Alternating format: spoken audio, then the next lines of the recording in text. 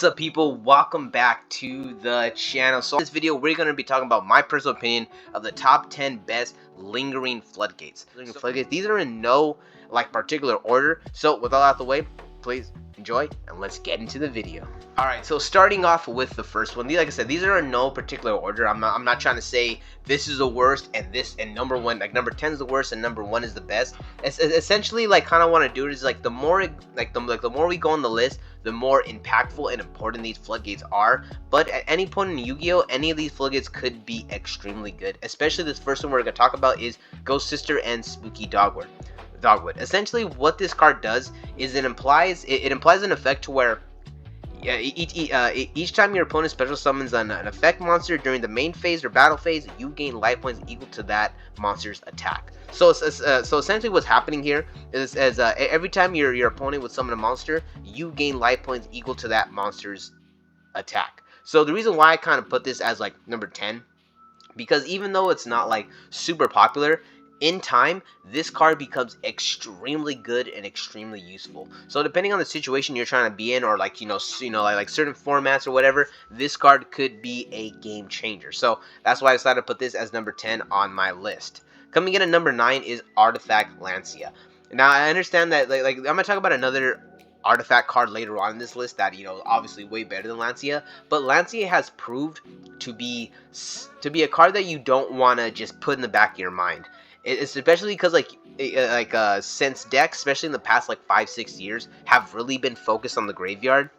I guess the whole thing with being graveyard focused is also being dependent on banishing, because sometimes you need to banish for cost, or maybe you banish from the graveyard to get different effects, and Lancia stops any kind of banishing. So pretty much any effect that thrives on banishing cards, Lancia becomes that lingering floodgate that completely takes that deck out. So that's why I have Lancia at number 9. Coming in at number 10. Coming in at number 7 is Lord of the Heavenly Prison.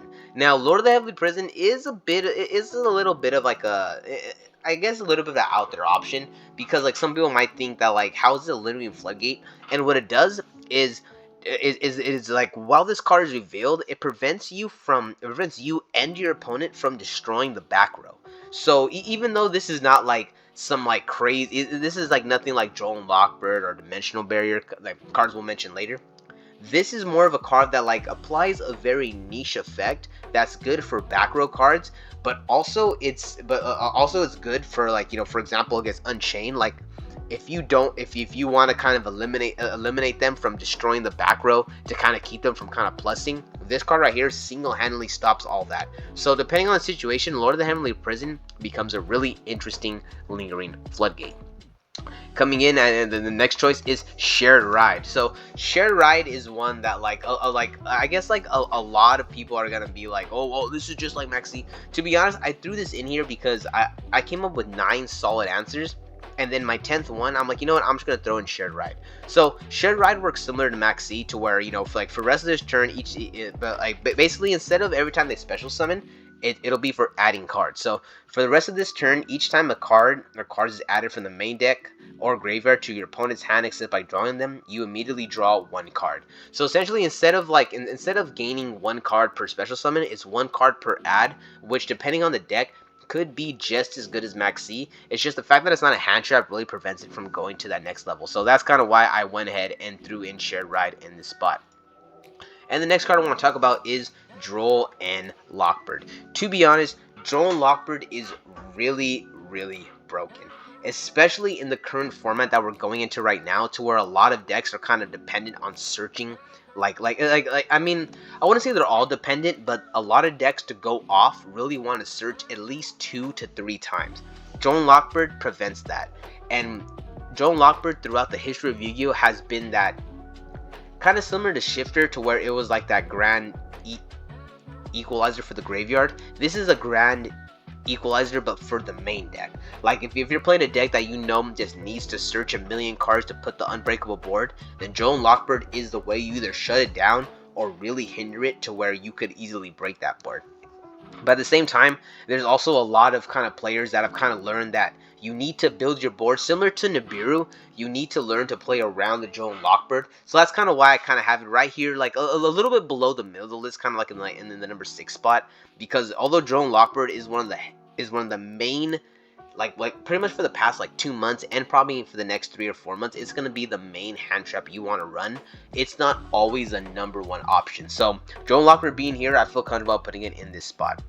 Number 5, I have Abyss Dweller. To be honest, everyone understands that Abyss Dweller is an extremely good and oppressive card, especially in the right situation, against the right deck, and with the right timing. Because like although players do kind of have a way to play around Dweller, a lot of them kind of build their decks to where it's like, if I do hit Dweller, I do have an out. At the same time, it just completely shuts down the Grave Tour. Even if they may have a play, if they're not able to like do something to like maybe get rid of it right now, then next turn they don't have a graveyard, they're not gonna be able to come back. So Abyss Dweller being right here smack dab in the middle, is I feel pretty comfortable with that. Cause like Abyss Dweller at one point was like the mainstay in every single person's extra deck, but over the years it's more of like, I want to call it a niche, but it's more like if you really have problems with the graveyard and you can't run Macrocosmo, then you run something like Abyss Dweller if the monsters you run are eligible. So I really do think Abyss Dweller is a really good lingering floodgate. It shuts so many things down, but there are a couple of cards that are a little bit better, and we'll go ahead and talk about that with Dimensional Barrier. So Dimensional Barrier, I kind of like was going back and forth between should I put Dweller here or Dimensional Barrier in the other slot, but I kind of started to think about it, and it really depends on the deck, but Dimensional Barrier could just completely shut down a strategy. There's certain decks where it's like, okay, you play Barrier, okay, you know what, they're going to put up an XYZ if you call Synchro. If you call, Link, not Link, but if you call this, they're going to try to put up that. Dimensional Barrier slows down a lot of decks, but it really does like shut down the core aspect. Like if you call Fusion against Branded, they're really not doing much. If you call XYZ against Exosister, they're not really doing much. So I guess here with the Abyss Dweller, this can really shut it down, but certain decks will have like a small play around. Not a lot of decks have a play around to Barrier. Their play around is, I'm gonna summon a different monster that doesn't get called, and if they're not able to put up the proper monsters to make their Barrier out, then essentially Barrier has done its job. 9 times out of 10, Barrier will get the job done. So that's kind of why I have it right here in the number 4 slot. And in number 3, I had to put down my boy Dimensional Shifter.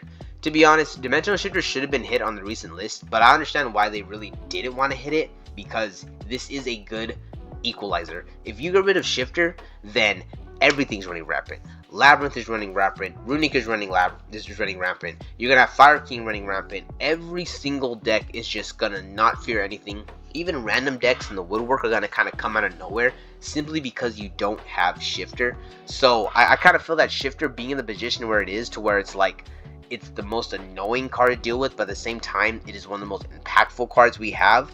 I very much feel that Shifter deserves a spot at number 3 of the best lingering floodgates. And at number 2, we have Artifact Scythe. No surprise here, Scythe is on the ban list and single-handedly made Sanctum an extremely good card. I remember before people were really hyped about the whole Artifact engine, I used to run it in Metaphos. I ran a Metaphos deck, which it wasn't like super anti-meta, but it was kind of like, I did run a Artifact package before artifacts were even like kind of cool, and I would hit people with that Scythe lock, and people would just look at me like, what are you doing? Like, what is this? And it's like, hey, you can't special summon from the extra deck. This shuts your turn down. And I actually was able to day 2 a YCS, literally top decking Artifact Scythe. I top decked Scythe. I kind of looked at my opponent and made it seem like I had something good. Set Scythe with confidence. Passed. He was playing ABC. He went into the Dire Diamond Wolf to pop my back row, assuming it was going to hurt him, and he popped my Scythe, and I ended up winning the whole, and I went up going day 2 at the YCS.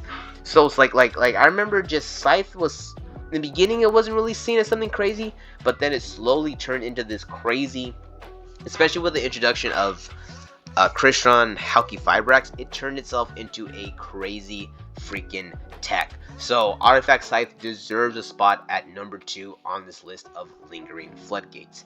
And the last card we're going to talk about is extremely obvious, and that is Maxi. Similar to Shared Ride, this right here is pretty much Shared Ride on crack, because every deck wants a special summon, not every deck wants to search. So Shared Ride, having that ability to draw for every search is good, But if your deck doesn't need to search more than like 2 or 3 times, you know, while depending on what kind of board it puts up, but if your deck searches 2 to 3 times, but is able to spam the board with an unbreakable board, then Shared Rise not gonna, you know, it's not really that big of a deal. Maxi, however, every single deck special summons in some kind of way. Maxi always either replaces itself or becomes a +1, and just that fact alone makes Maxi one of the greatest lingering floodgates. Why? Because you could single-handedly end your opponent's turn by simply resolving a Maxi. And that's probably the reason why they don't want to bring this card back in the TCG, because the mentality we have as TCG players, we would just crumble to Maxi. We don't want to deal with something like Maxi. So with that being said, with Maxi being locked on the ban list, with everyone being afraid of Maxi, with pretty much like everyone who says they want Maxi back will also complain that Maxi's in the format, Maxi remains the #1 lingering floodgate in Yu-Gi-Oh! Alright guys, that's it for the video. If you guys have a couple of other ones that you kind of like, that I kind of forgot to mention, or you feel deserve to be on this list, leave them down in the comments below. I would love to hear them. Maybe I'll do a part 2 and kind of add some more cards. With all out of the way, peace out, and I'll catch you in the next one.